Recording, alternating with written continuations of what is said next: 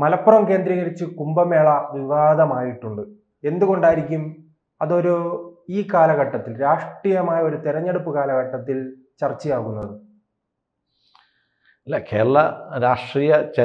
കേരളത്തിൻ്റെ ചരിത്രം പഠിക്കുകയാണെങ്കിൽ മാഘമകം, അതാണ് പിന്നെ മാമാങ്കമായിട്ട് മാഘമാസത്തിലെ മകം നാളിൽ ഉണ്ടായിരുന്ന ഒരു ആഘോഷമായിട്ട് അവിടെ കേരള ചരിത്രത്തിൽ അടയാളപ്പെട്ട ഒരു കാര്യമാണ് മാമാങ്കം എന്ന് പറയുന്നത്.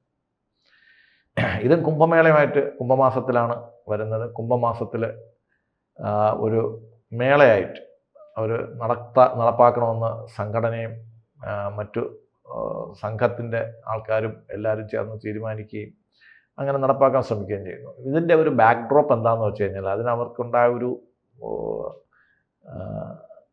പ്രചോദനം ഒരു സമയത്ത് ഒരുപാട് പറയല്ല, ഒരു 25 വർഷത്തിന് മുമ്പ് ഇന്ത്യയിലെ ഏറ്റവും കൂടുതൽ കേന്ദ്ര ഫണ്ട് വാങ്ങിച്ചിരുന്ന, ഏറ്റവും പിന്നോക്കം നിന്നിരുന്ന എല്ലാ കാര്യങ്ങളിലും നമ്മളെപ്പോഴും കളിയാക്കിക്കൊണ്ടിരുന്ന ഒരു സംസ്ഥാനമായിരുന്നു UP, ബീഹാർ. ബീഹാറിൻ്റെ ഇന്നത്തെ അവസ്ഥ മാറി. UP-യിൽ 68,000 കോടി രൂപ, നമ്മുടെ ശബരിമലയുടെ വരുമാനം 500 കോടി രൂപയെന്ന് നമ്മൾ പറയുമ്പോൾ 68,000 കോടി രൂപയാണ് അവിടുത്തെ കഴിഞ്ഞ കുംഭമേളയിൽ സർക്കാരിനുണ്ടായ മിച്ചധനം എന്നാണ് അറിയപ്പെടുന്നത്. അത് മിച്ചമാണോ ലാഭമാണോ എന്നറിയത്തില്ല, അതായത് മൊത്തം വരുമാനമാണോ അത് ലാഭമാണോ എന്നറിയത്തില്ല. എന്തായാലും ഈ 68,000 കോടി രൂപയുടെ ട്രാൻസാക്ഷൻ അവിടെ നടന്നിട്ടുണ്ട് എന്നുള്ള കാര്യത്തിൽ നമുക്ക് സംശയമൊന്നുമില്ല. അപ്പോൾ ഇത്രയും വലിയ ഒരു മതപരമായിട്ടുള്ള ഒരു ചടങ്ങ് ഇത്രയും വലിയ ഒരു ആഘോഷമാക്കി മാറ്റിയതിലൂടെ സാംസ്കാരികമായിട്ടുള്ള ഒരു നവോത്ഥാനത്തിലോട്ട് UP പോയി എന്നുള്ളതാണ് കേരളത്തിലുള്ള സുഡാപ്പികളെ വിരളി പിടിപ്പിക്കുന്നത്. അതും തുഞ്ചത്ത് ആചാര്യൻ്റെ ജന്മസ്ഥാനമായ കേരളത്തിൻ്റെ ചരിത്രത്തിൻ്റെ പല പ്രധാനപ്പെട്ട ഘട്ടങ്ങളിലും പ്രാധാന്യം വഹിച്ചിട്ടുള്ള ഒരു ജില്ലയാണ് മലപ്പുറം ജില്ല. ആ മലപ്പുറം ജില്ലയിൽ അത് മുസ്ലിം ഭൂരിപക്ഷം കൊണ്ട് അത് കുപ്രസിദ്ധവും കൂടെയാണ്. അങ്ങനെ ഒരു ജില്ലയിൽ വെച്ചിട്ട് ഹിന്ദുക്കളുടെ ഒരു മാമാങ്കം നടത്തിയാൽ ഈ ഉള്ളവർ അങ്ങോട്ട് കൺവെർട്ട് ചെയ്ത് പോകുമെന്നൊരു പേടിയും കൂടെ ഈ സുഡാപ്പികൾക്കുണ്ടെന്നാണ് എനിക്ക് മനസ്സിലാവുന്നത്. എന്തായാലും കേരളത്തിലെ ഭരണം അത് ഇടതും വലതും മുന്നണികൾ ഭരിച്ചുകൊണ്ടിരുന്നപ്പോഴത്തേക്കെല്ലാം ഇസ്ലാമിക മത താല്പര്യങ്ങളെ സംരക്ഷിക്കാൻ വേണ്ടി നിന്നിട്ടുള്ളതാണെന്നുള്ളതിനകത്ത് പ്രത്യേകിച്ച് സംശയമൊന്നും വേണ്ട. മാറാട് കലാപത്തിൽ ശരിക്ക് ലാഭം ഉണ്ടായിട്ടുള്ള ആരാന്ന് ചോദിച്ചു കഴിഞ്ഞാൽ കേരള ഗാന്ധി സ്മാരകത്തിൽ മാത്രമാണ് ലാഭം ഉണ്ടായിട്ടുള്ളത്. അതെങ്ങനെ ലാഭം ഉണ്ടായിട്ടെന്നുള്ളത് പൊതു സമൂഹത്തിൽ അറിയപ്പെടുന്നവർക്കെല്ലാം അറിയാം. അതേപോലെ ഈ സംഘടനകളിലൂടെയും ആൾക്കാർ തമ്മിലുള്ള വിദ്വേഷത്തിലൂടെയും മതവും താല്പര്യങ്ങളും ബിസിനസ്സും വളർത്തുക എന്നുള്ളതാണ് ചിലരുടെ ലക്ഷ്യങ്ങൾ.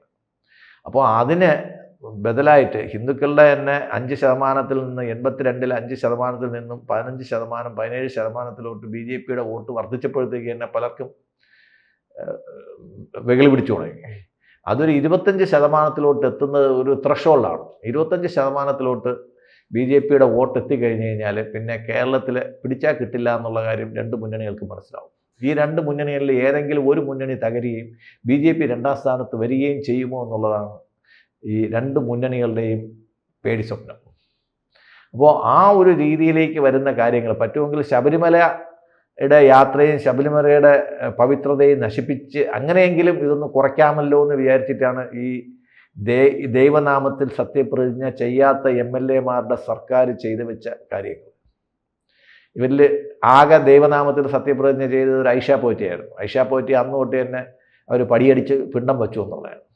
അവരിപ്പം ഒരിടവും ഗതിയില്ലാതായപ്പോഴത്തേക്ക് അവർ വീണ്ടും കോൺഗ്രസ്സിലോട്ട് വന്നു. അത് BJPയിലോട്ട് വന്നിരുന്നെങ്കിൽ അവർക്ക് ഇത്രയും സങ്കടമില്ലായിരുന്നു. അത് കോൺഗ്രസ്സിലോട്ട് വരികയും അവർ കൊട്ടാരക്കര മത്സരിക്കുകയും ജയിക്കുകയും UDF-ന് കൊട്ടാരക്കര കൈവശം വരികയും ചെയ്യുമെന്നുള്ളൊരു പേടി വേറൊരു വശത്തുണ്ട്. ഞാൻ പറഞ്ഞു വന്നത് ഈ മാമാങ്കത്തിനെ ഇല്ലാതാക്കാനും അത് ഹിന്ദു സംസ്കാരത്തിൻ്റെ ഒരു ഐഡൻറ്റിറ്റി അല്ലാതാക്കാനുമാണ് കമ്മ്യൂണിസ്റ്റുകാർ ഇപ്പോൾ ശ്രമിച്ചുകൊണ്ടിരിക്കുന്നത്. എങ്ങനെയെന്നാൽ ശ്രീ നാരായണ ഗുരു മതേതര സന്യാസിയാണെന്നും അദ്ദേഹം ശിവഗിരി എന്ന് പറയുന്നത് ഹിന്ദു മതത്തിൻ്റെ ആൾക്കാരല്ലെന്നും ശിവഗിരിയിലെ സന്യാസികൾ ഹിന്ദു സന്യാസികളാണെന്നും അംഗീകരിക്കാത്ത ഒരു സർക്കാരും ഒരു ജനവിഭാഗമാണ് കേരളത്തിലുള്ളത്. അതേപോലെ മാമാങ്കം എന്ന് പറയുന്നത് അത് അന്നത്തെ ഒരു രാജാവിൻ്റെ രാജകീയമായ ഒരു ചടങ്ങായിരുന്നു. ആ ചടങ്ങ് നടന്നു കഴിഞ്ഞാൽ വീണ്ടും അവരുടെ മതവികാരം വ്രണപ്പെടും എന്നുള്ള ഒരു പേടി കൊണ്ടാണ് അതിനെ ഒതുക്കാൻ വേണ്ടിയിട്ട് സർക്കാർ വളരെ ശക്തമായിട്ട് ശ്രമിക്കുന്നത്. പക്ഷേ കേന്ദ്രത്തിലെ രണ്ട് മന്ത്രിമാരും കേന്ദ്രത്തിൽ താടിയുള്ള ഒരാളും ഒക്കെ അവിടെ ഇരിക്കുമ്പോഴത്തേക്ക് കേരള ഗവൺമെൻറ് വിചാരിക്കുന്ന സ്ഥലങ്ങളിലൊന്നും പോവില്ല എന്നും സംഘം ഉദ്ദേശിക്കുന്ന ഇപ്പൊ ഗവർണറാണ് 19-ാം തീയതി കൊടി പറഞ്ഞത്. സംഘം ഉദ്ദേശിക്കുന്ന രീതിയിൽ കാര്യങ്ങൾ നടക്കുകയും പഴയ ഒരു സംഘപ്രവർത്തനമായിട്ടുള്ള ഗവർണർ തന്നെ അതിൽ കൊടി ഉയർത്തുകയും ചെയ്തു കഴിഞ്ഞാൽ കേരള സർക്കാരിനകത്ത് ഒന്നും ചെയ്യാൻ പറ്റത്തില്ല. അല്ലെങ്കിൽ ഇപ്പോഴ് കേരള ഗവർണർ കേന്ദ്ര സെക്യൂരിറ്റിയിൽ നടക്കുന്ന മാതിരി മാഘമഹത്തിനും കേന്ദ്ര സെക്യൂരിറ്റി ഒരുക്കേണ്ടി വരും. വേറൊന്നും അവിടെ സംഭവിക്കാൻ പോകുന്നില്ല. അല്ല, ഇതിന്റെ പ്രവർത്തനങ്ങളെല്ലാം തടഞ്ഞിട്ടുണ്ടല്ലോ ഇടക്കാലത്ത്. ഞാൻ പറഞ്ഞത് തടസ്സങ്ങൾ നീക്കുക എന്നുള്ളതാണല്ലോ കേന്ദ്രത്തിലിരിക്കുന്ന മന്ത്രിസഭയുടെയും മന്ത്രിമാരുടെയൊക്കെ ചുമതല. അത് അവർ ഭംഗിയായിട്ട് നിർവഹിക്കും. അതുകൊണ്ട് തന്നെയാണ് ഗവർണർ പങ്കെടുക്കുന്ന ഒരു ചടങ്ങ് നിരോധിക്കുകയും തടസ്സപ്പെടുത്തുകയും ചെയ്യാന്ന് പറയുമ്പോഴത്തേക്ക് അതിനകത്ത് അത് ഇലക്ഷൻ സമയമൊക്കെയാണ് വരുന്നത്. അതിനകത്തുണ്ടാകുന്ന ഭവിഷ്യത്തുകൾ ഈ വഴിയെ നടക്കുന്ന വെള്ളാപ്പള്ളി ഒരു അയിത്ത ജാതിക്കാരനെന്ന് അദ്ദേഹം തന്നെ പറയുന്ന ഒരു അയിത്ത ജാതിക്കാരനെ വേറൊരു അയിത്ത ജാതിക്കാരനായിട്ടുള്ള മുഖ്യമന്ത്രി പോകുന്ന കാറിൽ കയറ്റി കൂടെ കൊണ്ടുപോകേണ്ട ഗതികേട് വരുന്നത് എന്തുകൊണ്ടാണെന്ന് മനസ്സിലായല്ലോ. അതായത് ഹിന്ദു വോട്ടുകൾ പൊയ്പോയോ എന്നൊരു പേടി LDFനുണ്ട്. അപ്പോൾ ആ ഹിന്ദു വോട്ടുകൾ അതാണ് ഈ കേരള രാഷ്ട്രീയ ന്യൂനപക്ഷങ്ങൾക്ക് വേണ്ടി ന്യൂനപക്ഷം പറയുന്നിടത്ത് നിൽക്കേണ്ട അവസ്ഥയിലേക്ക് മാറിയോ? അങ്ങനെ ആയിരുന്നു. പക്ഷേ ഈ ഒരു ഇലക്ഷനിലെ ട്രെൻഡ് കണ്ടപ്പോഴത്തേക്ക് BJP അതായത് കോൺഗ്രസ്സിൽ, അതായത് നമ്മൾ നോക്കുകയാണെങ്കിൽ കൂടുതൽ ഹിന്ദുക്കളുള്ള ഏറ്റവും വലിയ കേരളത്തിലെ ഹിന്ദു പാർട്ടി എന്ന് പറയുന്നത് CPM ആണെന്ന് പറയാതിരിക്കാൻ പറ്റത്തില്ല. അപ്പം ഹിന്ദു പാർട്ടിയിൽ നിന്ന് ഹിന്ദുക്കൾ മറ്റൊരു ഹിന്ദു പാർട്ടിയായ BJPയിലോട്ട് പോകുമോ എന്നൊരു പേടി CPMനുണ്ടായാൽ അതിശയിക്കാനൊന്നുമില്ല. അപ്പോൾ കഴിഞ്ഞ ഇലക്ഷന് CPMന് വോട്ട് അങ്ങനെ പേടിക്കുന്ന സാഹചര്യത്തിലാണ് ഇപ്പോൾ അത് തടഞ്ഞിരിക്കുന്നത്. മലപ്പുറത്ത് ഒരു DGP വേറെ ഉണ്ടല്ലോ. ഈ UDF ഭരിക്കുമ്പോഴത്തേക്ക് മലപ്പുറത്ത് DGP വേറെയാണ്. അതേമാതിരി ഇപ്പോഴും മലപ്പുറത്ത് മുഖ്യമന്ത്രി വേറെയാണ്. അപ്പം മലപ്പുറത്തെ മുഖ്യമന്ത്രിയാണ് അവിടുത്തെ കാര്യങ്ങൾ തീരുമാനിക്കുന്നത്. അപ്പോൾ മലപ്പുറത്തെ മുഖ്യമന്ത്രി തടയണമെന്ന് തീരുമാനിച്ചുകൊണ്ട് തടയുന്നുവെന്ന് മാത്രമേ ഉള്ളൂ. അവർ തടയാൻ പറയുമ്പോൾ തടഞ്ഞില്ലെങ്കിൽ ആ വോട്ട് പോകും. പക്ഷേ കൂടുതൽ വോട്ട് പോകുമെന്ന് കാണുകയാണെങ്കിൽ ഇതിൻ്റെ ഒരു നടുക്കൂടുള്ള ഒരു വഴി കണ്ടുപിടിക്കാൻ പിണറായി സർക്കാരിന് നിർബന്ധിതമാകേണ്ടി വരുമെന്നുള്ളതാണ് എനിക്ക് തോന്നുന്നത്. കാര്യം പൂർണ്ണമായിട്ടും ഗവർണറെയും കേന്ദ്ര ഗവൺമെൻറ്റിനെയും അപ്രീതിപ്പെടുത്തിയിട്ട് കേരള ഗവൺമെൻറ്റിന് മുന്നോട്ട് പോകാൻ സാധിക്കത്തില്ല, പ്രത്യേകിച്ചും ഇലക്ഷൻ വർഷത്തിൽ. ഇത് ഒരു ഹൈന്ദവ വികാരം ഉണർത്താനുള്ള ഒരു ശ്രമമാണോ? അല്ലെ, ഹൈന്ദവ വികാരം ആ ചോദ്യത്തിൽ തന്നെ ഒരു കുഴപ്പമുണ്ട്. ഹൈന്ദവ വികാരം ഒരിക്കലും ഉറങ്ങിയിട്ടില്ല, ഉറങ്ങിക്കിടക്കുന്നുമില്ല. അതെന്നും പ്രോജ്വലിച്ചുകൊണ്ട് തന്നെ ഇരിക്കുന്നു. പക്ഷേ ചില സാഹചര്യങ്ങളിൽ ഹൈന്ദവരുടെ ഐക്യക്കുറവുകൊണ്ട് ചില സംഭവങ്ങളൊക്കെ ഇന്ത്യയിൽ ഉണ്ടായിട്ടുണ്ട്, കേരളത്തിൽ പ്രത്യേകിച്ച് ഉണ്ടായിട്ടുണ്ട്.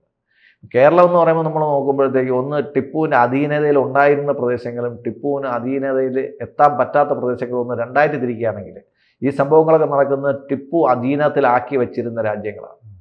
അപ്പോൾ ടിപ്പു അധീനത്തിൽ ആക്കി വെച്ചിരുന്ന രാജ്യങ്ങൾ കംപ്ലീറ്റ് അദ്ദേഹം പൂർണ്ണമായിട്ടും മതവൽക്കരിക്കാൻ ശ്രമിച്ച ഒരു ചരിത്രം അവിടെ ഉണ്ട്. എന്നാൽ തിരുവിതാംകൂറിനും കൊച്ചിക്കും ആ ഒരു ചരിത്രമില്ല. അപ്പോൾ മലബാറിൽ അവർക്ക് തോന്നിയതുപോലെയൊക്കെ അവർ ഇസ്ലാം മത വിഭാഗത്തിലുള്ളവർ പലപ്പോഴും ചെയ്തിട്ടുണ്ട്. അത് അദ്ദേഹത്തെ ഹൈദരാലിയെയും ടിപ്പുവിനെയൊക്കെ ഹീറോകളാക്കി കൊണ്ടു നടക്കുന്ന കുറച്ച് ആൾക്കാരുണ്ട്.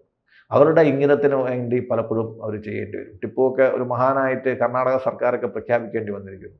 അവിടെ മതപരമായിട്ടുള്ള പ്രീണനം പലയിടത്തും നടന്നിട്ടുണ്ടാകും. പക്ഷേ ഇത് ആരുടെയും മതത്തെ ഹനിക്കാനല്ല മാമാങ്കം നടത്തുന്നത്. മാമാങ്കം ചരിത്രപരമായിട്ട് വർഷങ്ങളായിട്ട് നടത്തിക്കൊണ്ട് വന്നിരുന്ന ഒരു ഉത്സവമായിരുന്നു. ആ ഉത്സവം തിരിച്ചു കൊണ്ടുവരികയും അത് എന്നുമില്ല 12 വർഷത്തിലൊരിക്കൽ നടക്കുന്ന ഒരു അസ്ട്രോളജിക്കൽ ഫിനോമിനയും കൂടെ ചേർന്നതാണ് ഈ 12 വർഷത്തിൽ ഒരിക്കൽ നടത്തുന്ന മാഘമഹം എന്ന് പറയുന്നത്. ഇതിൻ്റെ ഒരു തടസ്സം ഉണ്ടായി കഴിഞ്ഞ് കഴിഞ്ഞാൽ ചിലപ്പോൾ ഈ മാമാങ്കം എല്ലാ വർഷവും നടത്താൻ കേരളത്തിലെ ഹിന്ദു സംഘടനകൾ ചിലപ്പോൾ നിർബന്ധിതരായി എന്ന് വരും. ചിലപ്പോൾ പിണറായിക്ക് അതും കാണേണ്ടി വരും. മറ്റത് ഒരു മാഘമഹം കഴിഞ്ഞിട്ട് കഴിഞ്ഞാൽ അടുത്ത് 12 വർഷം കഴിഞ്ഞിട്ട് നടത്തിയാൽ മതിയല്ലോ എന്ന് വെച്ചിട്ട് ചിലപ്പം അവർ സമ്മതിക്കാനാണ് സാധ്യത. ഇല്ലെങ്കിൽ ഞങ്ങൾ എല്ലാ വർഷത്തിലും മാഘമാസമുണ്ട്, മകർ നക്ഷത്രമുണ്ട്, ഞങ്ങൾ എല്ലാ മാസവും മാഘമഹം നടത്തുമെന്ന് മലബാറിലുള്ള ഹിന്ദുക്കൾ വിചാരിച്ചു കഴിഞ്ഞാൽ, കാര്യം മലബാറിൽ ഇപ്പം ഏറ്റവും വലിയ ഒരു മതവിരുദ്ധനായിട്ട് അവർ കാണുന്നത് വെള്ളാപ്പള്ളി നടേശനെയാണ്. ആ വെള്ളാപ്പള്ളി നടേശനൊക്കെ ഇതുമായിട്ട് അദ്ദേഹത്തോടുള്ള എതിർപ്പുമല്ല ഇതുമായിട്ട് നമ്മൾ കൂട്ടിച്ചേർത്ത് വായിക്കാറുണ്ട്. അതായത് CPMൻ്റെ ത്രാസ് ഹിന്ദു സൈഡിലോട്ട് തിരിയുന്നു എന്നുള്ള ഒരു പേടി മുസ്ലിങ്ങൾക്ക് വന്നിട്ടുണ്ട്.